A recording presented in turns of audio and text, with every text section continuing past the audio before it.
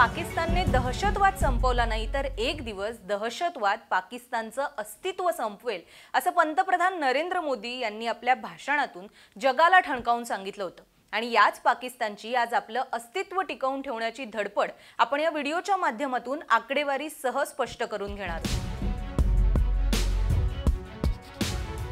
कधी काळी भारत आणि पाकिस्तान हे दोन्ही देश प्रतिस्पर्धी म्हणून ओळखले जायचे, मात्र सध्या घडीला भारत आणि पाकिस्तानची स्थिती पाहता या दोन्ही देशांमध्ये स्पर्धा तर सोडाच पण तुलना सुद्धा होऊ शकणार नाही असंच दिसून येते। भारताची लढाईचं राहिलं बाजूला, पण पाकिस्तानची संपूर्ण राष्ट्रीय अर्थव्यवस्था ही भारतातील दोन प्रमुख राज्यांच्या अर्थव्यवस्थेला सुद्धा मागे टाकू शकत नाही।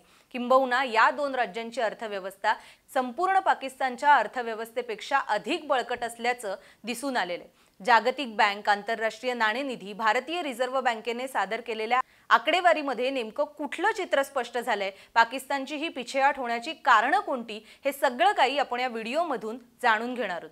नमस्कार, मी सिद्धी, आपण पाहताय लोकसत्तालय। आता सर्वात आधी आपण पाकिस्तानच्या राष्ट्रीय अर्थव्यवस्थेची थोडक्यात माहिती करून घेऊया। 2004-05 मध्ये पाकिस्तानचा जीडीपी हा तब्बल 132 अब्ज डॉलर्स इतका होता, तर 2024-25 मधील आपण आकडेवारी पाहिली तर त्याचा अंदाज सुमारे 338 ते 373 अब्ज डॉलर्स इतका आहे। म्हणजेच काय, तर मागील 20 वर्षांमध्ये पाकिस्तानच्या जीडीपी मध्ये तब्बल 3 पट वाढ झाली आहे असं म्हणता येईल। मात्र हा जो वाढीचा वेग आहे तो भारतातील प्रमुख राज्यांच्या तुलनेत सुद्धा अत्यंत कमी असल्याचं दिसून येते। अगदी उदाहरण द्यायचं तर भारतातील प्रमुख राज्य असलेल्या महाराष्ट्राची अर्थव्यवस्था ही मागील काही काळात पाकिस्तानच्या संपूर्ण अर्थव्यवस्थेच्या पेक्षाही जास्त वेगाने वाढली आहे। 2004-05 मध्ये महाराष्ट्राचा जीडीपी हा 92 अब्ज डॉलर्स होता आणि तीच आकडेवारी 2023-24 मध्ये 490 अब्ज डॉलर्स इतकी झाली आहे। तर भारतातला आणखीन एक प्रमुख राज्य म्हणून ओळखल्या जाणाऱ्या तामिळनाडूचा जीडीपी जो 2004-05 मध्ये 48 अब्ज डॉलर्स इतका होता, तो आत्ताच्या घडीला 329 अब्ज डॉलर्स इतका असल्याचं कळते। पाकिस्तानची ही पिछेहाट लक्षात घेण्याआधी आपण महाराष्ट्र किंवा तामिळनाडू सारखी राज्य इतक्या वेगाने ही आर्थिक प्रगती कशी करू शकले हेही एकदा पाहूया। तर नवीन अंदाजानुसार महाराष्ट्राचा जो जीएसडीपी आहे म्हणजे ग्रॉस स्टेट डोमेस्टिक प्रोडक्ट हा 42.67 लाख कोटी रुपये म्हणजेच मगाशी म्हटल्याप्रमाणे 490 अब्ज डॉलर्स इतका आहे। तर तामिळनाडूच्या बाबतीत ही आकडेवारी तब्बल 31.55 लाख कोटी रुपये म्हणजेच मगाशी म्हटल्याप्रमाणे 329 अब्ज डॉलर्स इतकी आहे। जर ही आपण नुसती आकडेवारी पाहिली तरी पाकिस्तानच्या तुलनेत महाराष्ट्राचा जीएसडीपी हा तब्बल 45 पट अधिक असल्याचं कळतंय। तर तामिळनाडूचा जो जीएसडीपी आहे तो पाकिस्तानच्या बरोबरीचाच असल्याचं आता दिसून येते। आता आपण थोडं जर मागे गेलो तर 2004-05 मध्ये ही जी स्थिती होती ती अत्यंत उलट होती। पाकिस्तानचा जो जीडीपी होता तो महाराष्ट्राच्या जीएसडीपीच्या 1.5 पट अधिक होता, तर तामिळनाडूचा जो जीएसडीपी होता तो पाकिस्तानच्या जीडीपीच्या केवळ 37% इतकाच होता। मात्र आता मी सांगितल्याप्रमाणे ही स्थिती संपूर्णतः बदललेली आहे। तामिळनाडू आणि महाराष्ट्र ही दोन्ही राज्य पाकिस्तानच्या संपूर्ण अर्थव्यवस्थेच्या पुढे निघून गेली आहेत असं म्हणायलाही हरकत नाही। याचं कारण म्हणजे या दोन्ही राज्यांमध्ये विशेषतः औद्योगिकरण, पायाभूत सुविधांचा विकास, परकीय गुंतवणुकीसाठी पोषक धोरणं, मेक इन इंडिया सारखे उपक्रम हे वारंवार राबवले गेले आणि ज्यामुळे मुंबईसारखं प्रमुख आर्थिक केंद्र असलेल्या महाराष्ट्रात परदेशी गुंतवणुकीवर भर दिला गेला। तर तामिळनाडूमध्ये सुद्धा वस्त्रोद्योग, वाहन, इलेक्ट्रॉनिक्स यांसारख्या विविध उद्योगांची भरभराट झाली आणि याचाच परिणाम आता आपल्या समोर आलेल्या या आकडेवारीतून दिसून येतो। आता आपण बघूया पाकिस्तानच्या अर्थव्यवस्थेवर आलेला हा ताण नेमका कुठल्या कारणांमुळे।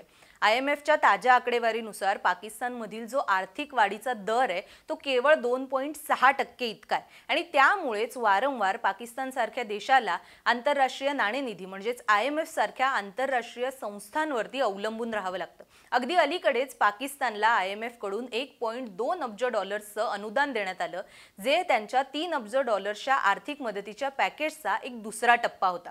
आणि इतकं सगळं घडत असूनही IMFचं सदस्यत्व घेतल्यानंतर आतापर्यंत पाकिस्तानने तब्बल 25 वेळा आंतरराष्ट्रीय नाणेनिधीतून मदत मिळवली आहे। मात्र असं करूनही पाकिस्तानमध्ये अर्थव्यवस्थेतील मूलभूत सुधारणांचा अभाव असल्याचं कळतंय। अगदी अलीकडचं उदाहरण घ्यायचं तर कर संकलनाचं त्यांचं 2025चं जे लक्ष्य आहे ते 14 लाख कोटी रुपये इतकं आहे। मात्र हा आकडा सुद्धा पाकिस्तानच्या संपूर्ण जीडीपीच्या केवळ 11% इतका असल्याचं कळतंय। या सगळ्याचा परिणाम हा पाकिस्तानच्या रहिवाशांवर, नागरिकांवरती महागाईच्या स्वरूपात ओझं म्हणून लादला जातोय। हे सगळं घडत असतानाच पाकिस्तानमधली राजकीय अस्थिरता, घटती गुंतवणूक, परकीय चलनाचा तुटवडा, वाढती महागाई या सगळ्यामुळे पाकिस्तानच्या अर्थव्यवस्थेवरती निर्माण होणारा ताण हा अधिकाधिक वाढतोच आहे। IMFच्या पुढील आकडेवारीनुसार असंही दिसून येतं की पाकिस्तानमध्ये 2025च्या एप्रिल पर्यंत जो परकीय चलनाचा साठा होता तो 10.3 अब्ज डॉलर्स इतका होता, तर तोच 2025च्या जून पर्यंत 13.9 अब्ज डॉलर्स पर्यंत पोहोचण्याची शक्यता आहे। मात्र ही परिस्थिती सुद्धा पाकिस्तानसाठी थोडीशी असुरक्षितच आहे। याचं कारण म्हणजे पाकिस्तानच्या सरकारला त्यांचा जो संपूर्ण अर्थसंकल्प आहे तो 18 लाख कोटी रुपयांपर्यंतच मर्यादित ठेवायचा आहे आणि तेवढ्यामध्ये सुद्धा सगळ्यात जास्त खर्च हा संरक्षण खर्चामध्ये होणारी वाढ, महसुलीचा तुटवडा आणि कर्जफेडीचा बोजा या सगळ्यामध्ये होताना दिसतोय। मात्र हे सगळं घडत असतानाच पाकिस्तानची अशी अवस्था होण्याचं प्रमुख कारण काय तेही समोर आले। आता हे सगळे आकडे पाहिल्यानंतर आपल्याही मनात हा प्रश्न निर्माण होईल की पाकिस्तानची अर्थव्यवस्था इतकी घसरण्याचं नेमकं कारण काय? तर पाकिस्तानचा संपूर्ण जीडीपी हा 42% कर्जाच्या सावटाखाली असतानाही पाकिस्तानचा बहुतांश खर्च हा सुरक्षिततेच्या खर्चाची वाढ करण्यामध्ये होत असल्याचं कळतंय। म्हणजे अजूनही पाकिस्ताननी लोकांऐवजी लष्कराला प्राधान्य दिलंय आणि त्यामध्ये सर्वाधिक खर्च होत असल्याचे आकडे सांगतात। अगदी उदाहरण द्यायचं तर 2025 या आर्थिक वर्षात पाकिस्तानने आपल्या संरक्षण खर्चामध्ये 16.4% वाढ केली आहे, ज्यामुळे हा संपूर्ण संरक्षण खर्च हा 7.37 अब्ज डॉलर्स इथवर पोहोचलाय।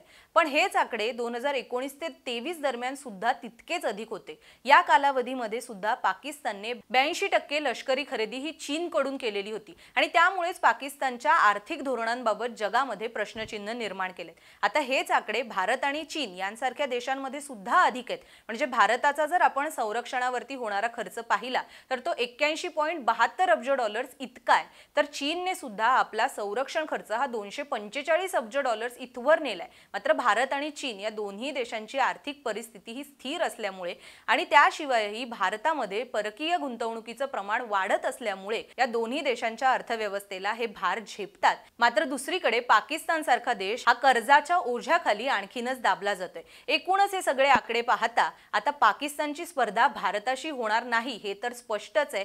मात्र भारतातील प्रमुख 2 राज्य म्हणजेच महाराष्ट्र आणि तामिळनाडू सुद्धा पाकिस्तानच्या तुलनेत फार पुढे असल्याचं दिसून येते।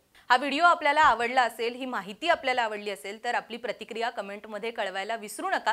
व्हिडिओ अधिक शेअर करा। असेच नवनवीन व्हिडिओज पाहण्यासाठी लोकसत्ताच्या YouTube चॅनलला नक्की सबस्क्राइब करा। पाहत रहा लोकसत्ता लाईव्ह।